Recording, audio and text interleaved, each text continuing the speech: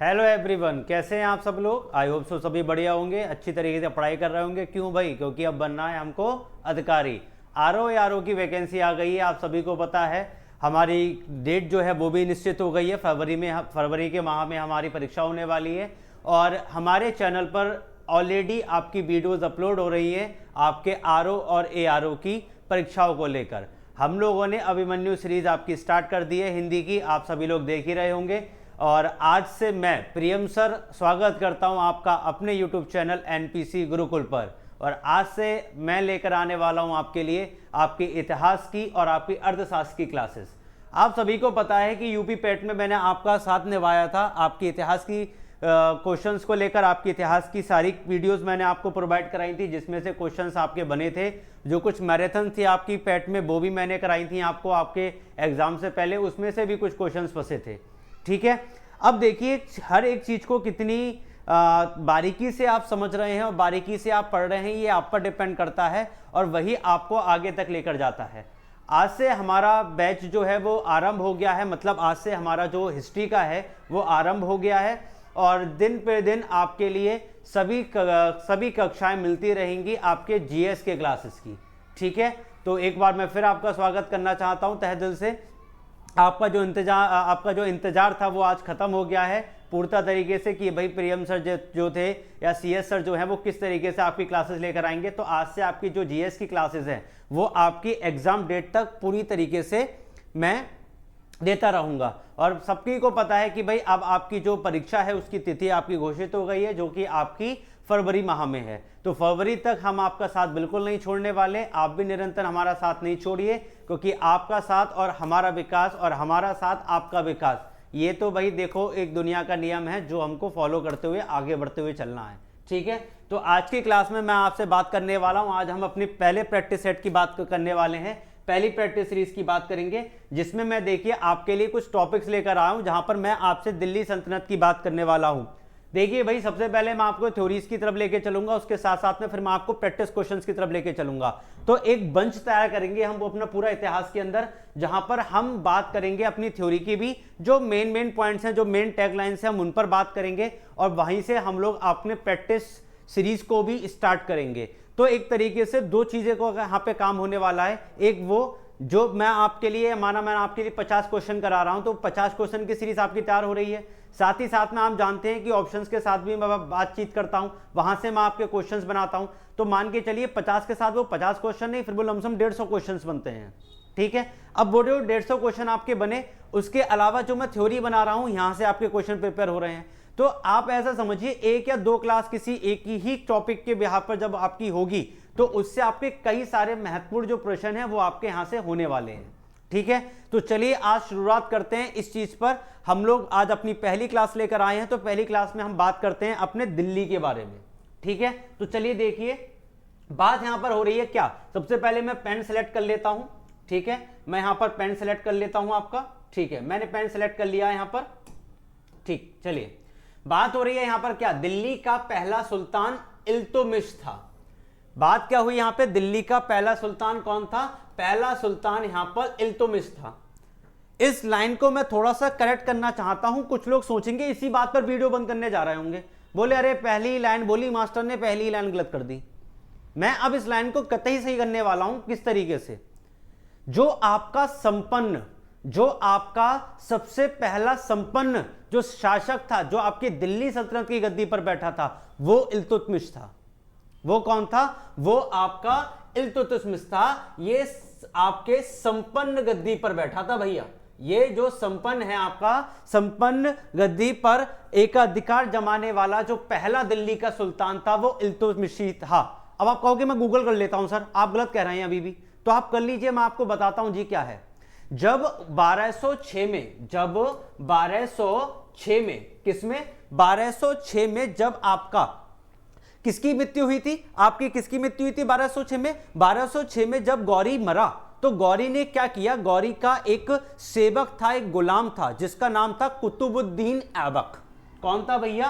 कुतुबुद्दीन ऐबक। अब ये जो ऐबक था, ये जो कुतुबुद्दीन ऐबक था, इस ऐबक को वो अपनी गद्दी देकर गया। किस तरीके से भाई, गुलाम था उसका। जब वो मरा तो उन्होंने कह दिया ठीक है भाई अब तू संभाल लेना। तो दिल्ली की आपकी कुर्सी पर बैठने वाला, गद्दी पर बैठने वाला, उसको संभालने वाला जो पहला था वो कुतुबुद्दीन ऐबक था।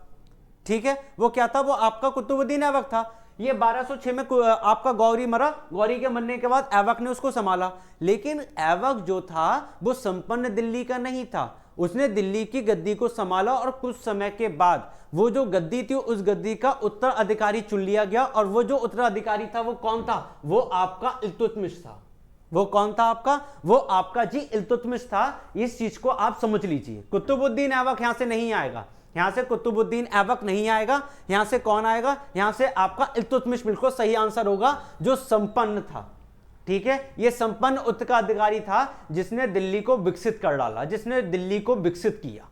ठीक है, तो अब बात कर रहे हैं कि इल्तुतमिश की, कि इल्तुतमिश यहां पर है। तो इल्तुतमिश था कौन से काल का, तो मैं आपको बता देता हूं। इल्तुतमिश ने ही भारत में सल्तनत काल की, किसकी, सल्तनत काल में सर्वप्रथम शुद्ध अरबी सिक्के चलाए थे। कौन से सिक्के चलाए थे, शुद्ध अरबी सिक्के चलाए थे। और साथ ही साथ में यही आपके सल्तनत काल का भी हिस्सा है। अब सल्तनत काल की मैं आपको बता दे रहा हूं। तो सल्तनत काल भारत में 1192 से लेकर 1526 ईस्वी तक थी। ठीक है, जो हमारे, अगर मैं बात करूं ऐतिहासिक जो ग्रंथ है हमारे, जिनके हमें इनकी सूचना मिलती है, अगर मैं उसके हिसाब से चलूं तो जो हमारा सल्तनत काल था वो 1192 से लेकर 1526 ईस्वी तक का था। ठीक है, 1526 की हम लोग अगर आपसे बात कर रहे हैं तो ये जो पूरा पीरियड है, इस पूरे पीरियड को सल्तनत काल कहा गया है, जहां पर इल्तुतमिश भी इसका हिस्सा रहा है। क्योंकि इल्तुतमिश की अगर मैं आपसे बात कर रहा हूं तो जी मैं आपको बता दूं, ये जो आपके इल्तुतमिश हैं, इल्तुतमिश का जो शासन काल आपके सामने रहा है वो आपका 1211 से रहा है। कब से रहा है, 1211 से रहा है जी, बिल्कुल ठीक बता रहा हूं मैं आपके लिए, 1211 से रहा है। और कब तक रहा है, तो रहा है ये आपका 1226 तक।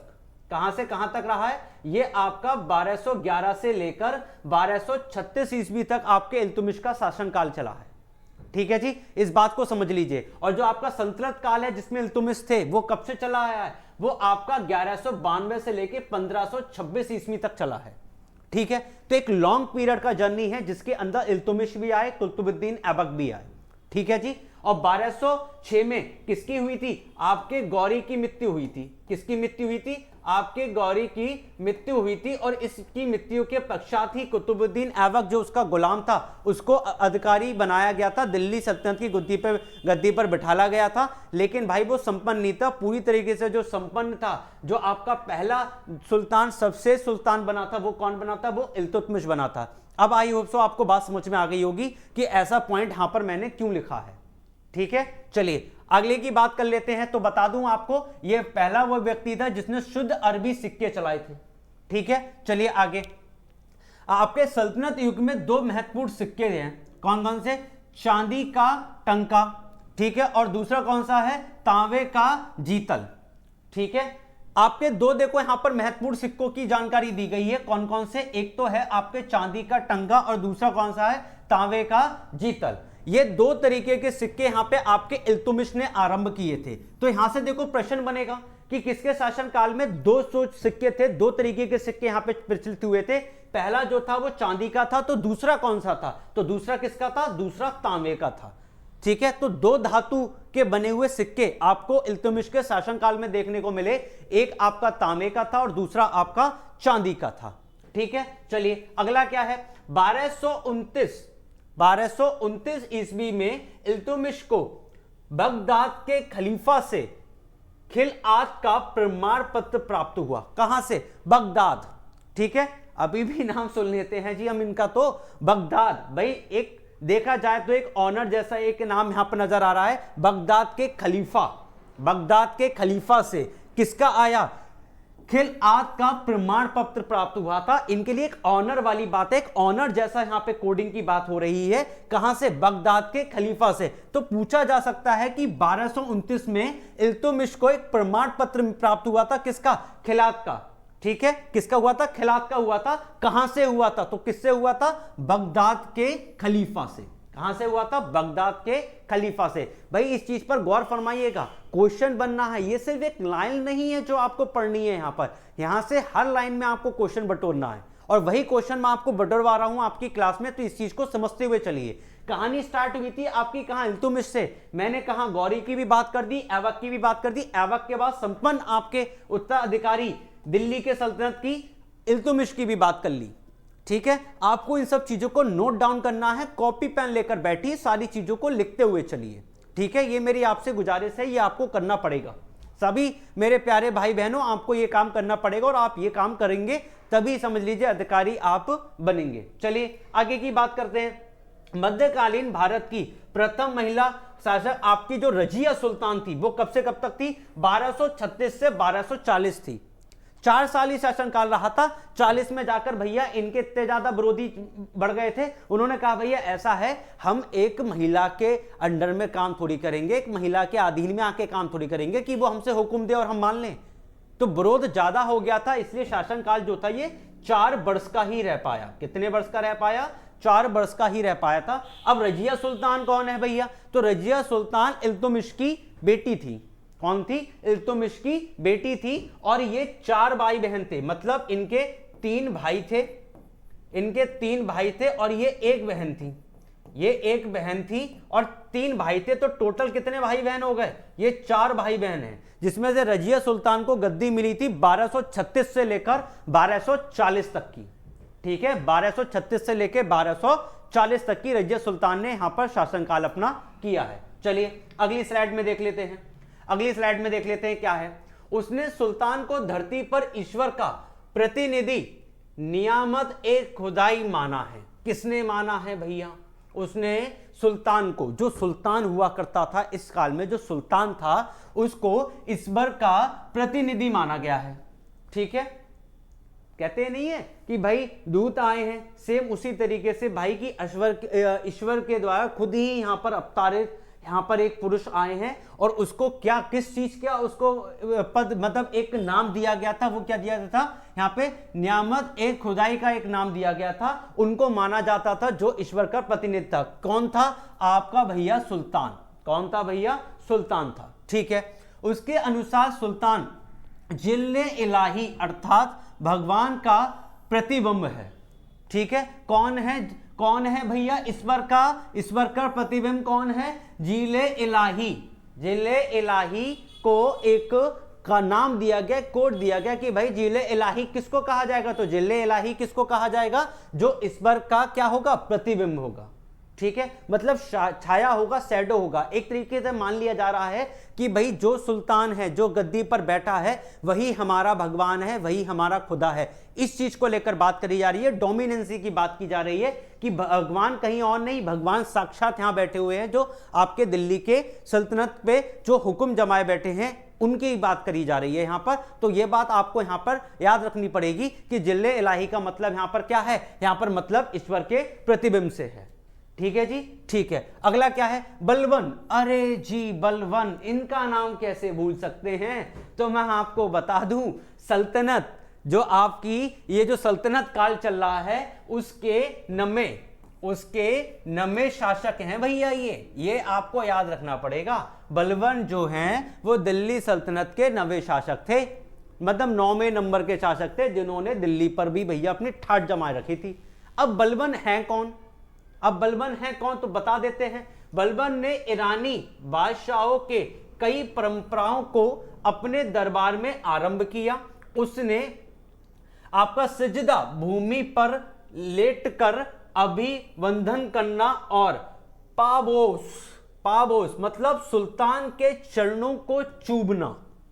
बलबन जब आपके नवे उत्तराधिकारी चुने गए और ये जब आपके नवे उत्तराधिकारी बने, इन्होंने 2 तरीके की परंपराएं चलाना चालू कर दी। इसी वजह से ये बहुत ज्यादा प्रचलित हुए थे, बहुत ज्यादा ये आपके नाम सुनने को मिल जाता है, बहुत ज्यादा फेमस हो गए थे। क्यों हो गए थे? 2 तरीके की परंपराएं। कौन सी थी भैया परंपराएं?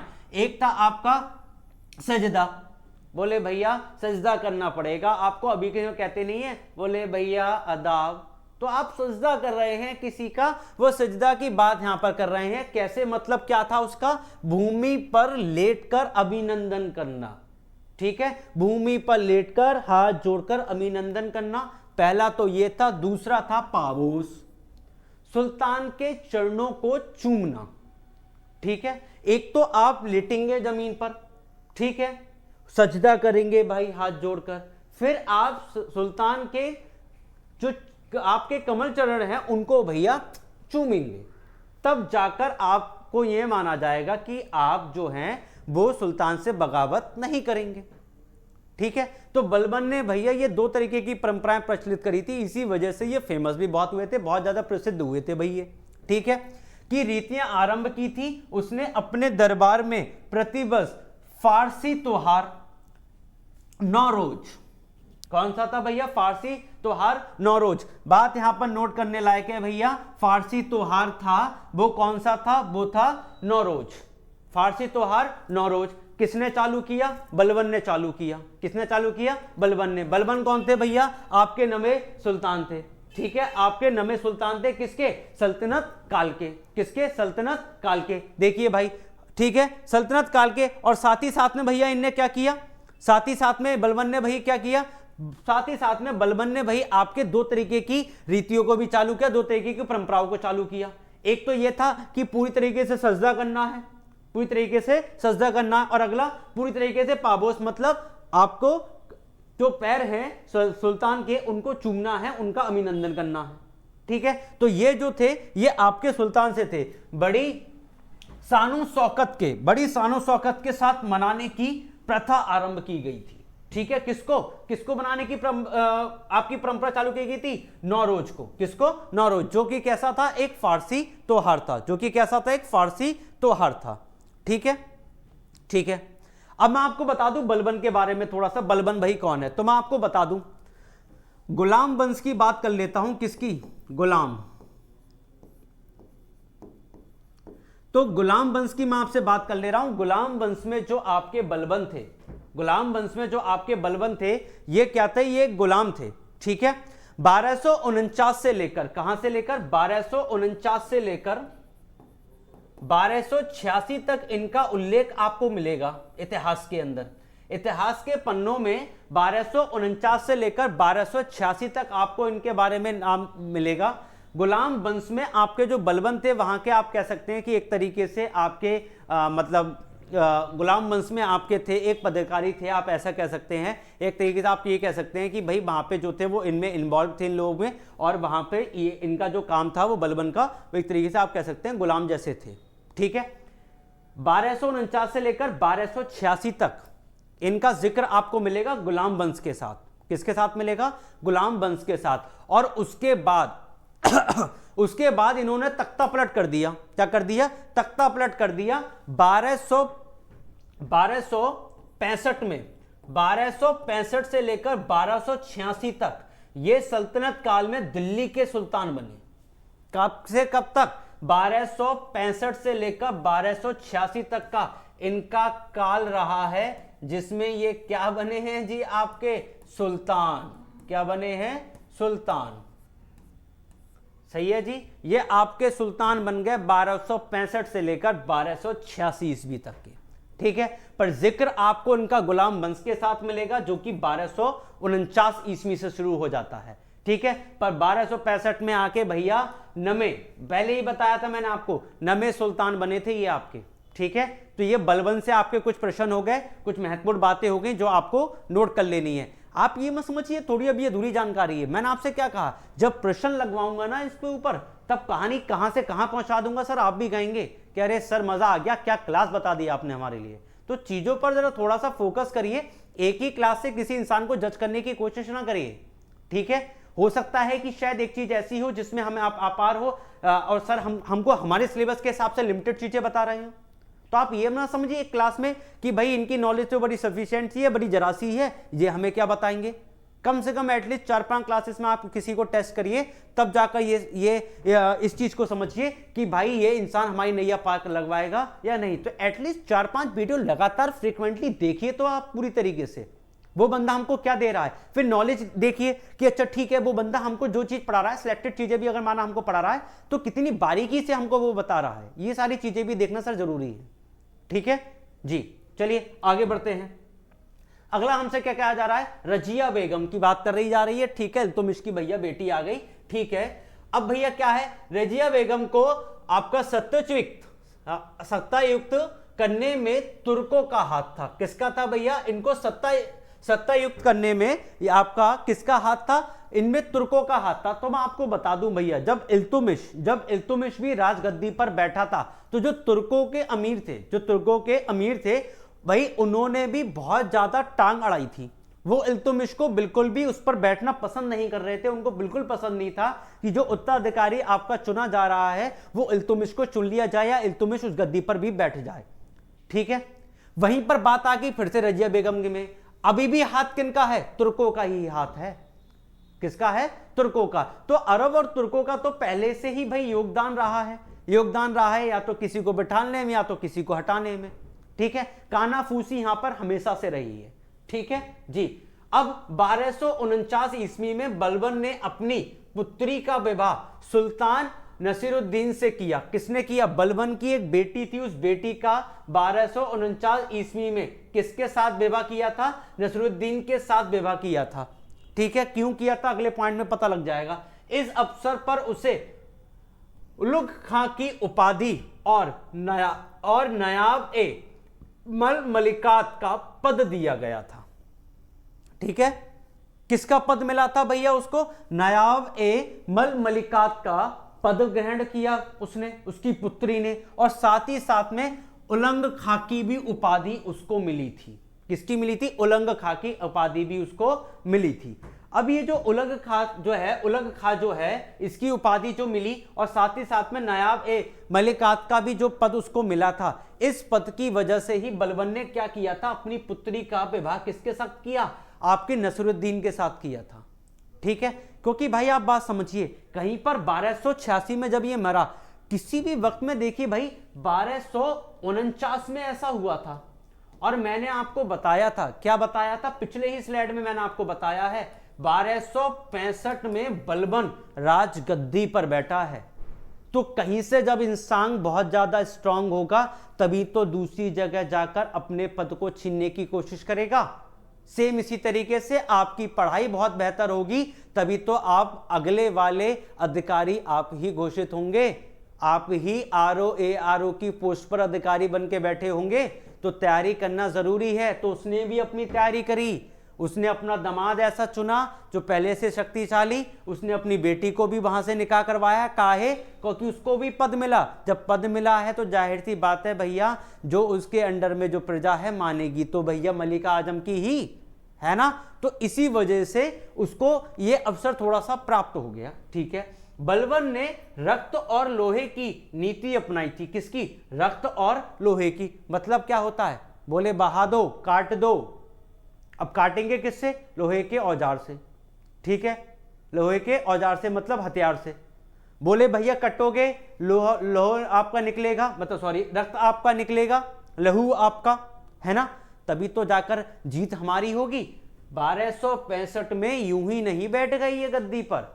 सही है, 1262 में यूं ही नहीं बैठ गए कि किसी ने कहा अरे हमें इन पर बहुत दया आ रही है, आओ बलबन साहब तुम आकर बैठ जाओ। ऐसा थोड़ी हो रहा है। कौन सा सुल्तान चाहेगा कि भाई मैं अपनी राजगद्दी छोड़कर किसी और को राजगद्दी दे दूं? या कौन चाहेगा कि मैं 2 साल यहां पर शासनकाल अपना चलाऊं, उसके बाद मेरी मृत्यु हो जाए, मैं यहां से चला जाऊं? अरे भैया कोई नहीं चाहता है, सबको छीनना पड़ता है। कुछ को मृत्यु के बाद उनके बेटे या किसी दूसरे को दे मिल जाती है, या कुछ लोग भैया उनको पहले ही निपटा कर अपनी गद्दी बना लेते हैं। सही है जी, ठीक। बलबन के आपके राजतत्व है, राजस्व सिद्धांत की 2 मुख्य विशेषताएं थी। क्या थी? प्रथम क्या थी? सुल्तान का पद ईश्वर के द्वारा प्रदत्त होता है, और द्वितीय क्या थी? सुल्तान का निरंकुश होना आवश्यक है। ठीक है, पहला क्या? सुल्तान का निरंकुश होना आवश्यक है। ठीक है, और क्या था? सुल्तान का पद ईश्वर के द्वारा प्रदत्त होता है। ठीक है, प्रदत्त होता है ईश्वर के द्वारा, ये पहली बात थी। दूसरी, सुल्तान का निरंकुश होना आवश्यक है। ये 2 चीजें थी, ये 2 ऐसे सिद्धांत थे जो बलबन के हिस्ट्री के अंदर आपके पढ़ने को मिलते हैं। आपको ये 2 क्वेश्चन बलबन से मिल जाते हैं। ठीक है, चलिए अगले की बात कर लेते हैं। अगला क्या है? मंगोलों से।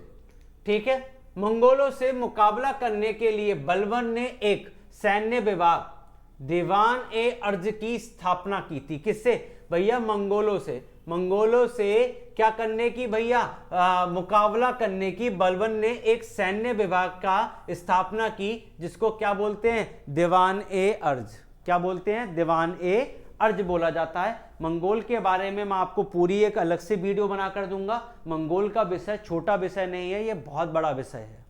ठीक है, ये बहुत बड़ा विषय है मंगोलों का। मंगोलों की कहानी मैं आपको एक अलग वीडियो में बनाकर दूंगा। ठीक है, आप इस बात से बेफिक्र रहिए। ठीक है, तो यहां से एक दीवान ए अर्ज का क्या हुई थी? स्थापना हुई थी। कब हुई थी? बलबन ने की थी। ठीक है, भारत में सुल्तान इल्तुतमिश ने एकता व्यवस्था प्रारंभ की थी। क्या प्रारंभ की थी? एकता व्यवस्था प्रारंभ की थी।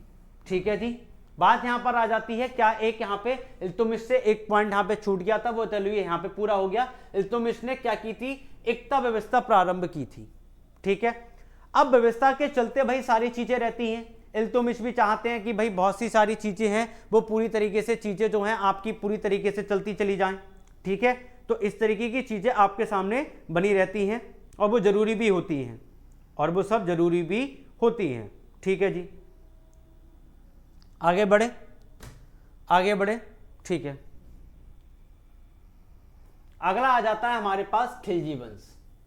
अगला क्या आ जाता है हमारे पास? अगला आ जाता है हमारे पास खिलजी वंश। चलिए भाई खिलजी वंश की बात कर लेते हैं। तो मैं आपको बता दूं भैया, खिलजी वंश 1290 की कहानी है भैया। कहां की कहानी है? 1290 की कहानी है खिलजी वंश की। इसकी जो शुरुआत हुई थी, वो कब हुई थी? 1290 में इसकी शुरुआत हुई थी। किसने करी थी? जलालुद्दीन ने की थी। अब ये जो जलालुद्दीन खिलजी थे, जलालुद्दीन खिलजी ने ही आपकी क्या करी थी? खिलजी वंश की स्थापना की थी, और इन्होंने ही आपके गुलाम वंश के आखिरी शासक को मारा और खिलजी वंश की स्थापना चालू कर दी। अब जब 1290 में खिलजी वंश की स्थापना हुई, ठीक है, 1296 में अलाउद्दीन खिलजी, ठीक है, इनने अपने चचा मारे 1296 में। चचा कौन थे? अलाउद्दीन खिलजी। सॉरी, अलाउद्दीन खिलजी के चचा कौन थे? जलालुद्दीन खिलजी, जिनने स्थापना की। किसकी स्थापना करी? खिलजी वंश की। उनको मारा और मारने के बाद उनकी बेटी से निकाह किया और राजगद्दी पर आकर बैठ गए। और किस पर आकर बैठ गए? राजगद्दी पर आकर बैठ गए। ठीक है जी, ठीक। एक बात मैं आपको यहां से बता दूं, एक बात थोड़ी स्किप हुई है। ठीक है, ये एकता व्यवस्था की मैं बात यहां से करूं तो मैं आपको बता दूं एकता व्यवस्था की गई थी। क्यों की गई थी? क्योंकि ये अपनी राजधानी को शिफ्ट कर रहे थे। कहां से? लाहौर से। लाहौर से दिल्ली की जो कहानी थी, लाहौर से जो इनकी राजधानी शिफ्ट करने की जो कहानी थी लाहौर से दिल्ली तक की, उसके लिए एक व्यवस्था थी, एकता व्यवस्था। वो आपकी इल्तुतमिश ने चालू की थी। किसने चालू की थी? इल्तुतमिश ने। क्योंकि ये क्या कर रहे थे? अपनी राजधानी को शिफ्ट कर रहे थे। आपसे लाहौर से दिल्ली की बात हो रही थी इल्तुतमिश की। ठीक है जी, जी। चलिए यहीं पे आ जाते हैं खिलजी पर। तो खिलजी पर जो आपके ये जो अलाउद्दीन खिलजी है, आपके ये जो अलाउद्दीन खिलजी है भैया, ठीक है, ये 1296 से इनकी कहानी चालू कर देते हैं। इनके जो चचा थे भैया, कौन थे आपके? जलालुद्दीन खिलजी। इनकी कहानी कब से शुरू हुई है? इनकी कहानी कब से शुरू हुई है? 1290 से शुरू हुई है। सही है जी। तो जलालुद्दीन इसके संस्थापक थे, जिनकी कहानी 1290 से शुरू हुई। इनने अपने चचा को मारा अलाउद्दीन ने और आके खुद बैठ गया 1296 में। सही है। तो मोटी मोटी बात जो निकल कर आई वो अलाउद्दीन खिलजी से निकल कर आती है। अलाउद्दीन खिलजी ही जो थे वो खिलजी वंश को आगे बढ़ाने वाले शासक बने थे और इन्होंने ही कामयाबी ज्यादा हासिल की थी। क्योंकि भाई अलाउद्दीन का नाम जो है वो काफी सुनहरे अक्षरों में आप कह सकते हैं कि लिखा जा सकता है, क्योंकि ये आदमी बहुत ज्यादा क्रूर किस्म का था। जो इसको चाहिए था वो उसको चाहिए होता था। तो खिलजी वंश में अलाउद्दीन खिलजी का एक नाम जो है वो बहुत बड़े रोल में आता है, क्योंकि यहां से बहुत ज्यादा महत्वपूर्ण प्रश्न बन जाते हैं, क्योंकि कारनामे ही कुछ ऐसे हैं। ठीक है, चलो देख लेते हैं जी जरा। अलाउद्दीन दिल्ली का पहला सुल्तान था। ठीक है भैया, मैंने आपको बता दिया संस्थापक कौन था। ठीक है, जिसने धर्म पर राज्य का नियंत्रण स्थापित किया था। किसका किया था भैया? जिसने धर्म पर राज्य का नियंत्रण स्थापित किया था। इसका मतलब आप समझ रहे हैं कि जो मजहब सुल्तान चाहेगा वो मजहब प्रजा को मानना पड़ेगा, स्वीकार करना पड़ेगा। ठीक है जी। अलाउद्दीन खिलजी ने सिकंदर ए सानी की उपाधि धारण की और उसने अपने सिक्कों पर अंकित करवाया। ठीक है, सिक्के चले, सिकंदर ए सानी की उपाधि उसने की और उसके बाद उस चीज को सिक्कों पर अंकित भी करवाया। ठीक है, किसने किसने करवाया? अलाउद्दीन खिलजी ने करवाया। अलाउद्दीन ने रामचंद्र देव के प्रति, किसके प्रति?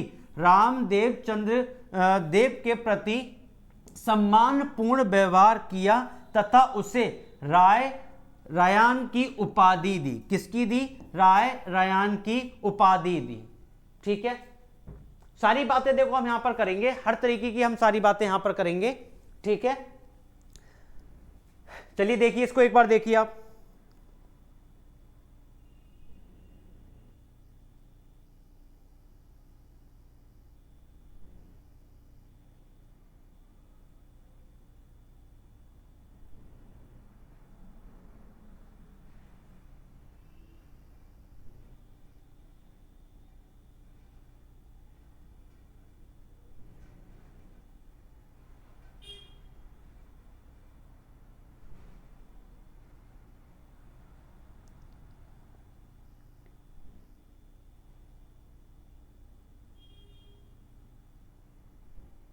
ठीक, आगे बढ़े, चलिए। ठीक है, अगला क्या है? मलिक कफूर को गुजरात विजय के दौरान अलाउद्दीन ने प्राप्त किया था। मलिक कफूर कौन है? तो मलिक कफूर कौन है? ये इनका एक पर्सनल सेवक था। ये अलाउद्दीन का एक पर्सनल सेवक था, मतलब एक तरीके से विजय प्राप्ति जब इन्होंने की थी तो इनको एक उपहार के रूप में एक इंसान को दिया गया था, एक गुलाम को दिया गया था, जिसका नाम क्या था? मलिक कफूर नाम था। मूवी देखी होगी आपने, पद्मावत। ठीक है, आपकी संजय लीला बंसाली जी ने बनाई थी, उसमें आपने देखा होगा रणवीर जी ने वहां पे अपना क्या किया है? रोल अदा किया है। किसका? अलाउद्दीन खिलजी का। उसमें उनका एक सेवक दिखाया गया है। क्या सेवक है? मलिक कफूर।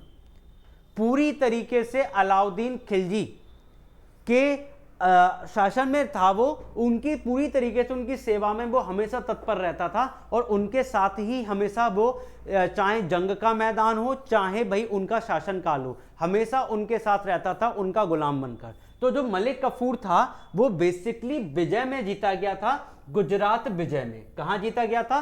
गुजरात के में जब उन्होंने युद्ध किया, वहां पे जाके जब उनको विजय हुई थी तब जाकर उनको मलिक कफूर वहां पर उपहार, एक भेंट की तरह उनको मिला था, एक गुलाम।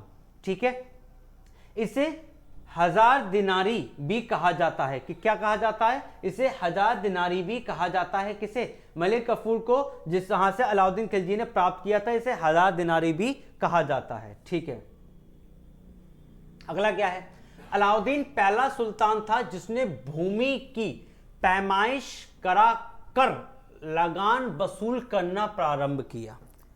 बोले भाई ऐसा है, बोले नापो कितनी जमीन है, बोले जमीन नापो, जमीन के हिसाब से अनाज नापो कि भैया कितना अनाज तुलेगा और उस हिसाब से कर लगा दो, मतलब टैक्स लगा दो।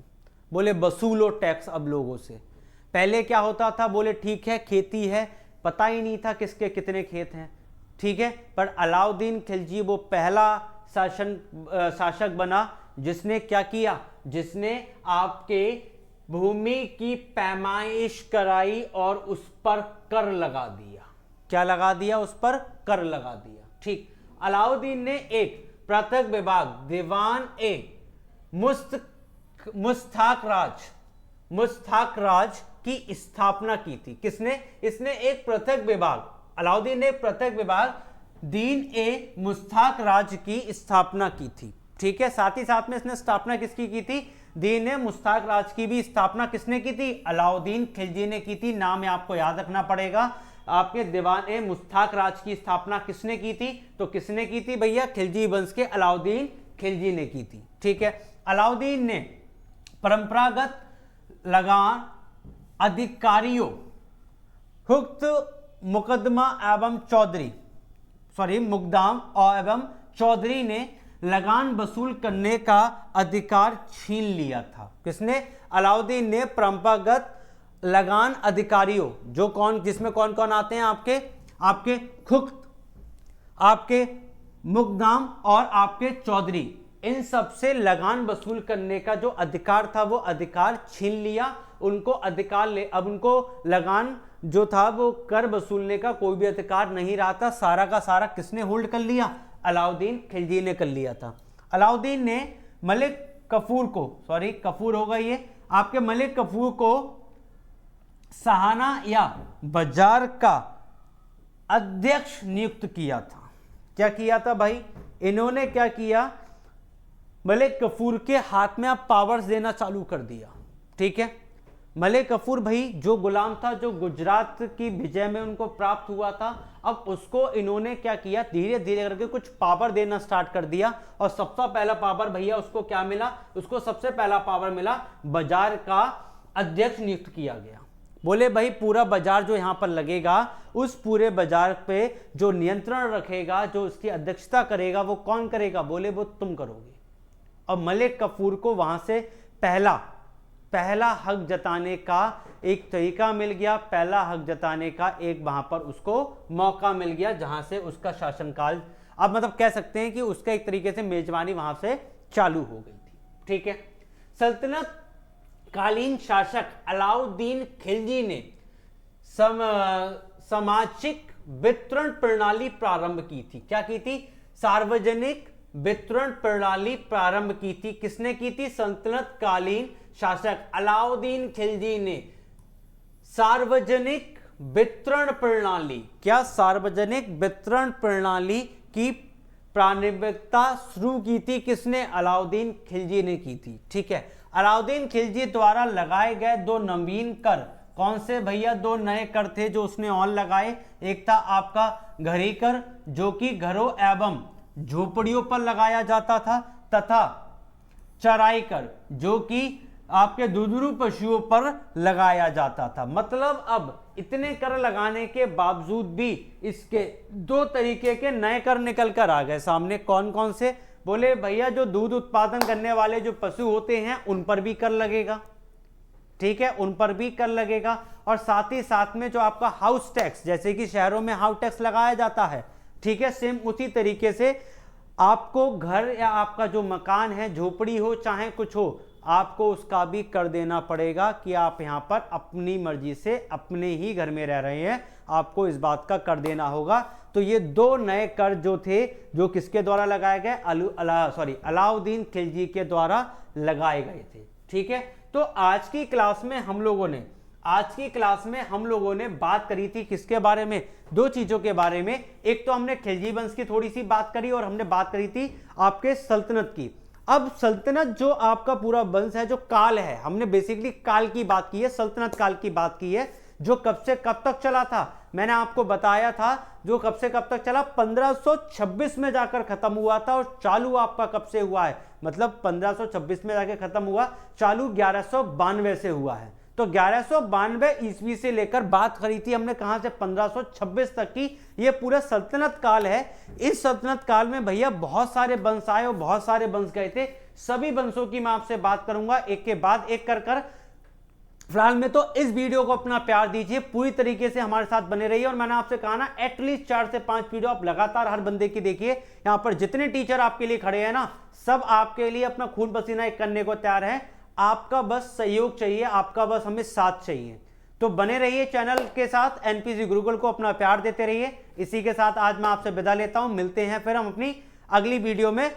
तब तक के लिए पढ़ते रहिए, खुश रहिए, नमस्कार।